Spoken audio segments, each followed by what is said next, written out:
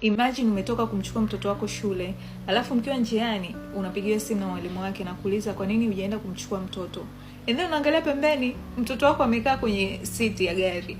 Alafu unamuuliza mwalimu, mtoto wangu mbona umekuja kumchukua, na kuambia no, haujaje kumchukua. And then unaanza kuwaza nile naye hapa ni nani na aliyeko shuleni kule ni nani, na yupi kati ya hao wawili ni mtoto wangu. Nimekutana na hii story. Baba alikuwa anaelezea kwamba alipigiwa simu na mwalimu wa mtoto wake. Anasema siku alienda kumchukua mtoto wake shuleni like on time, hakuchelewa. Akamchukua mtoto and then wakaenda kuzunguka kununua ice cream.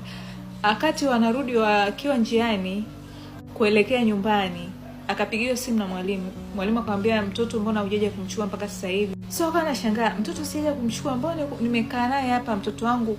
Akamuuliza mwalimu, mtoto amevaaje? Akamuelezea the same thing ambacho alimvalisha asubuhi, na mtoto aliyeka pembeni yake amevaa hivyo hivyo. Alafu alipopokea simu, huyu mtoto akawa tu anamwangalia usoni babake, ameacha kucheka like afanye kitu chochote. Akaamua okay, ngoja nirudi shuleni niangalie what is going on.